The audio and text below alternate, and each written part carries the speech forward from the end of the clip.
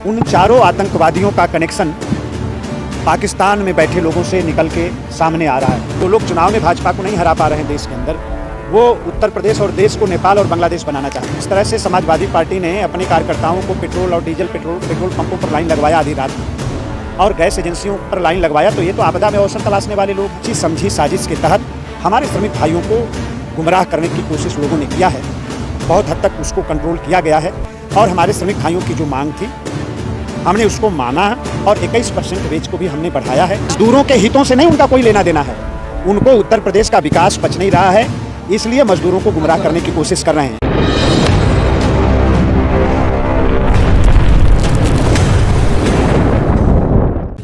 कि जो नोएडा की घटना है, उस घटना से एक बड़ी साजिश की बू आ रही है।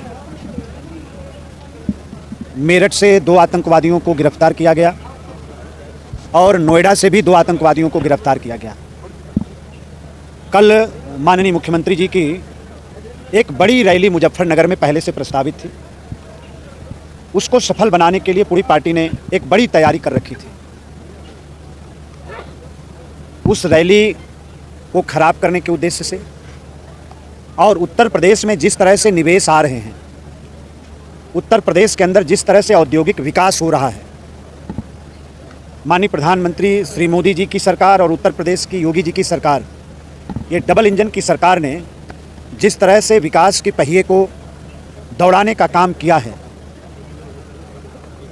देश विरोधी शक्तियों को ये अच्छा नहीं लग रहा है। चारों आतंकवादियों की जो गिरफ्तारी हुई है, उन चारों आतंकवादियों का कनेक्शन पाकिस्तान में बैठे लोगों से निकल के सामने आ रहा है। एजेंसियां जांच कर रही हैं। अभी जांच जब पूरी हो जाएगी तब हम लोग पूरी बात आप सब लोगों के सामने रखेंगे। बाकी जो हमारे श्रमिक हैं, उनके हित को लेकर हमेशा से डबल इंजन की सरकार प्रतिबद्ध रही है। हमेशा से हम लोगों ने कहा है, नहीं, पिछले 9 साल से हमारी सरकार उत्तर प्रदेश में चल रही है और पिछले 4 साल से मैं श्रम मंत्रालय देख रहा हूँ, कभी आप लोगों को कोई शिकायत करता हुआ श्रमिक भाई नहीं दिखा होगा। ये अचानक कैसे इतना श्रमिक सड़क पर उतर आया? जब हाई लेवल की कमेटी को माननीय मुख्यमंत्री जी ने नोएडा के अंदर भेजा, वरिष्ठ अधिकारियों की एक कमेटी बनाकर, और वहाँ के मजदूर भाइयों से और ट्रेड यूनियन के लोगों से जो संवाद हुआ, तो पहले कोई प्रश्न क्यों नहीं खड़ा किया? इसलिए कि हमेशा हम संवाद करते हैं, हमेशा हम उनकी बात सुनते हैं।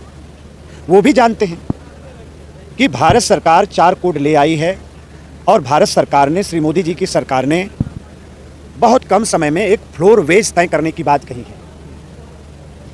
ये फ्लोर वेज 10 दिन, 20 दिन, 1-2 महीना में ये तय होना है। तो जब फ्लोर वेज तय हो जाएगा तब हम उधर आगे बढ़ने वाले थे। जलपान की कोई कमी नहीं है। ये हमारे ट्रेड यूनियन के लोग भी जानते हैं और मजदूर भाई भी जानता है। इसलिए अभी देखिए, जब हमारे श्रमिक भाइयों ने कल हमारे अधिकारियों के सामने बात रखी, तो 21% वेज बढ़ाने का फैसला, मजदूरी बढ़ाने का फैसला हमारी सरकार ने किया कि नहीं किया? लेकिन आज भी कुछ लोग सड़क पर हैं। तो जो मांग थी उनकी, उसको सरकार ने माना और उसके बाद भी क्यों सड़क पर हैं? इसलिए कि जो लोग पीछे काम कर रहे हैं उनका कोई लेना देना मजदूरों के हितों से नहीं, उनका कोई लेना देना है। उनको उत्तर प्रदेश का विकास पच नहीं रहा है, इसलिए मजदूरों को गुमराह करने की कोशिश कर रहे हैं।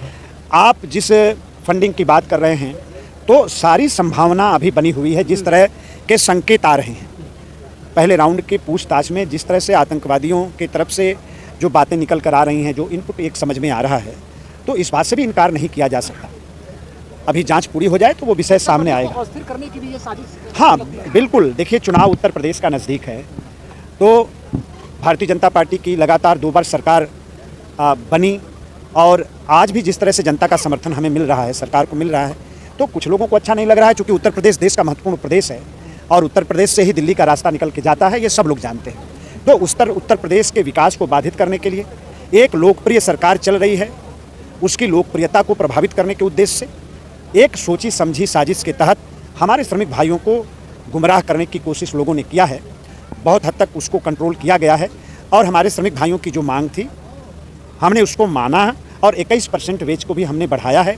आगे जब भारत सरकार फ्लोर वेज तय कर देगी तो हम इसको एक बार फिर पुनरीक्षित इसको करेंगे और आगे फिर उस हिसाब से हम वेज को भी बढ़ाएंगे और आगे भी जो डिसीजन लेना होगा। देखिए, कुछ ना कुछ तो गड़बड़ है।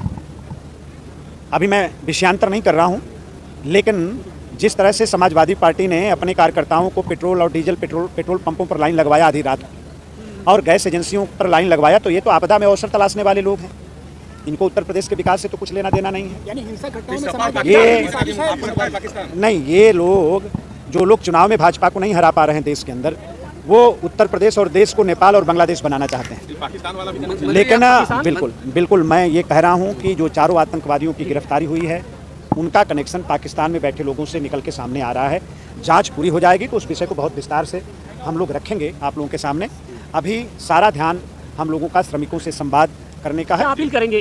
बिल्कुल, मैं आप सभी लोगों के माध्यम से, आप सबके चैनल के माध्यम से अपने श्रमिक भाई बहनों से मैं अपील करना चाहता हूँ कि किसी की बात में न फंसें और किसी साजिश का हिस्सा न बने, किसी की साजिश करने वालों के हाथ की कठपुतली न बने। सरकार पूरी तरीके से आपके साथ खड़ी है।